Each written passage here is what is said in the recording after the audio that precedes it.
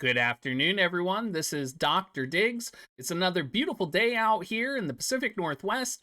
Today, we're going to be talking about the new brutal difficulty equipment missions and how awesome they are, and some of the advanced setups that people are using for all of them.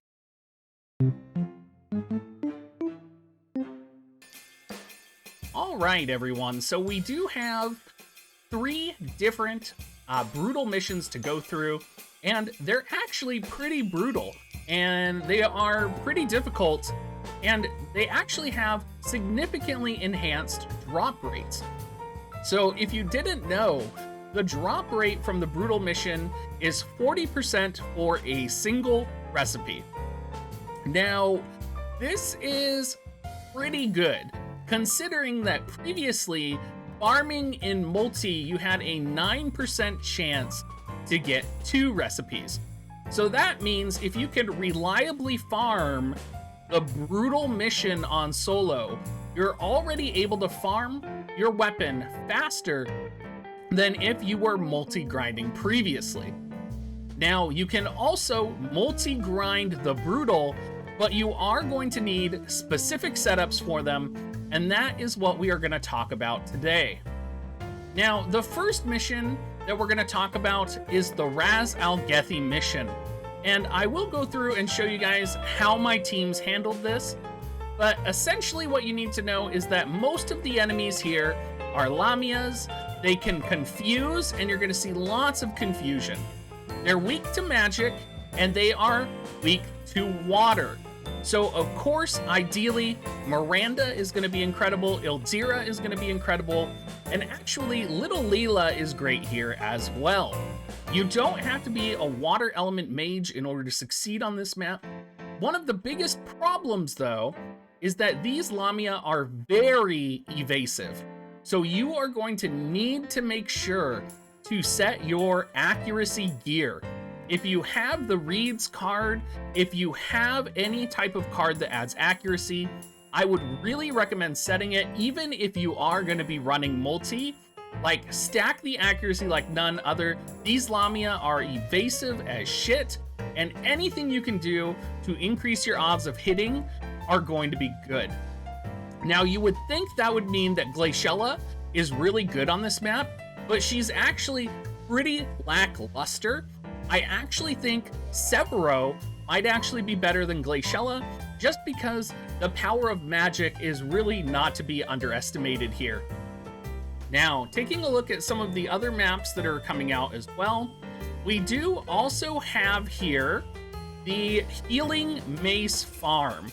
Now, the Healing Mace Farm is a pretty interesting map because you essentially have all ice and light element units, and then you have iced gunners, and then you have light element archers up at the top. Now, what's problematic with this map is that if any of the archers live, your weakest mages will be picked off. My personal favorite way to solo this map is to use both Ildira and to use Little Leela. You could probably use Mariel or Medina to hit most of the enemies in front of you. If you can't take out 5 of the rangers by the time it is their turn, I would highly recommend that you consider bringing a tank with Vow of Love so that your units do not get sniped by them. If you do happen to have Victoria can run up the hill and dragon dive 3 of the light element archers. If you also have Shadow Lynx or Ketone, they are excellent options to run up the hill as well and take out that final remaining archer. Unfortunately, I could not find a way in order to take out all 4 of them simultaneously. This is the map, though, that I have farmed the most of, and I pretty much have a very optimized farm route, which we will be talking about here in a little bit. Another MVP, just to call it out for this map too, Adelard. Adelard is key for me being able to quickly do this without any deaths, and we will go into that when I get there. But again, you're going to notice the trend of enemies weak to magic, fire, and the archers are going to be weak to pierce. So if you have a Dragoon with Dragon Dive that can get up there fast enough, you can just Dragon Dive 3 of them off the map. Now, the final map is a little bit of a doozy. And what do I mean by that? Well, the monsters are kind of a pain in the butt. Now, a lot of people kind of get around this by, running quadruple Ildiras and farming on the map. This is, of course, going to be the Sasuke's Katana map. And I actually think this is the hardest map to solo because it's really hard to have the movement and range to take out the Soul Flayers and the Zoos in the same turn, because you're going to be dealing with height variables, you're going to be dealing with magic, and it's really easy to hop into a multi and quadruple Medina or quadruple Ildira them down to death. Now, what's really important here is that when you are running on this map, you think about paralyze resistance, because these Mind Flayers will be able to paralyze you quite reliably, and it becomes a little bit of a pain in the ass. So make sure you have your paralyze resistant rings, or you're running a paralyze resist character. I found that Skull is really good. I found that Sid is really good on this map. I didn't have a lot of success with Frederica, but I was also running units like Rosa, and I haven't really found any good MRs to run on this map. But this is the map I've also been working on the least, so that might be part of the reason, and I'm sure people have some great ideas down below as well. Let's go ahead and hop in here, and we will talk about the different combinations that I use, because I think it's really important to understand that my combinations, or essentially not my combinations, but that there are some optimal combinations for this. So let's go ahead and start out by going to the healing mace. And you'll see that I have this selected as Mace Brutal. Adelard is MVP here, guys. Having access to jamming thrust, you'll see, is really important. Having two calculators that can nuke out the enemies is also very helpful. In this situation, I'm using Kane, but I would also be able to use Shadow Lynx is who I experimented with, and I also experimented with Ketone as well. The biggest problem you're going to run into here is the different agility values in order to optimize it, because if you have Kane go before the calculators, what will happen is he will move forward and stop the archers from getting killed here. So you'll notice that, oh, my agility might be off. Oh, nope, good. Oh, good, Kane went up there. So if you are off, sometimes your unit will run forward here and they'll get in the way here. So you see how we were able to kill all 5 of them? That's really important, or they're going to pick off our little Leela. Now, that's the key right there, is that Adelard coming forward and jamming thrusting, because there's really no simple way just to clean up and solve this mission. This is how I've done it for solo. I don't plan on grinding this on multi, because I think on multi, it might be a little bit of a pain in the ass unless you're running like 2 Victoras and 2 little Leelas. I really think you would have to have some combination like that in order to make it viable.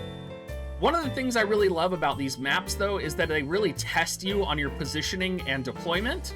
So it kind of gives you an opportunity to try and optimize your setups and experiment with it just a little bit. Now, for the Raz Algethi, I did primarily run a water composition with Little Leela. I found that Christmas Ramada was actually pretty good. I do think you could probably run Severo in this composition. This is gonna I'm gonna show you guys how I farm it. When I was running in multi, if you do have like an Ildira or a Miranda, I even think you might be able to bring Severo, just because they are so weak to magic. You'll actually see my Miranda is just casting magic to kill these units, and that's pretty surprising, right? And when I talked about Glaciella being a little bit underwhelming, you got to see it right there.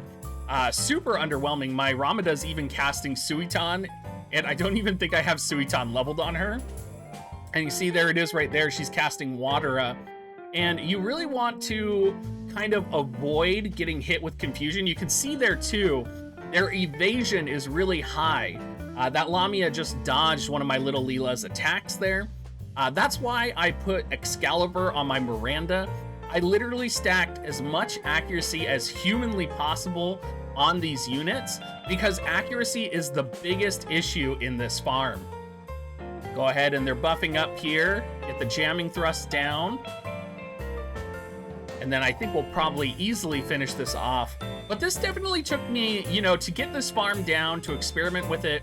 It actually took a little bit of work, and I actually really enjoyed doing that work. I found optimizing my team was a lot of fun, and I think it was overall just a great experience. It's great. I love that they added this to the game. Now, the final one, Sasuke's Katana, is the one that's a little bit rough. I still haven't actually finished it fully yet, so my composition might actually die here because I'm not fully set up, I believe. I have Skull and Medina together over here on the right side. That's because your units spawn in packs of 3 and a pack of 2, and I believe the 2 here are the ones that spawn on the right side. So you want to have units there that can take out the enemies in 2 hits, right? The reason you want to take them out in 2 hits is you limit break the zoos, and then you limit break the rest of them. So Skull and Medina are ideal. I'm not sure if my Skull is strong enough here, so this is actually my first time experimenting with this setup since I was farming some more resonance. So let's see how this kind of goes down here. I might have to tweak my agility settings a bit, but I think we might be okay here. Ildira, also a great addition on this map. Notice how she just came in and nailed one of them, or at least Sid did. Ildira taking out the zoos there. There's Medina. So you see how it was important Medina took out those soul flayers, and then you have Skull taking out the zoos there. If that did not happen, they would have got paralysis off like they just got off on Sid there, and that paralysis can be pretty deadly. It can be pretty broken in terms of things that can happen, right? So it will slow your run down, you won't be able to clear as fast, and it can just cause problems after problems, guys. So make sure that you are aware of that, and make sure you are keeping that in mind. The one thing that I found for this map in particular, especially when I was running the multis, is a lot of people like to quadruple Medina it, and that's okay, but there is a problem with running quadruple Medina, and that's a lot of people don't have the right passive set for her. So I'm gonna hop and show you guys what the passives are that I use on my Medina. So you can see I actually have a healing staff on her because I don't have another platinum staff, and I actually don't have any magic up. If you had a solo Thalmasa, now would be the time to throw it on your Medina if you are planning on running on multis.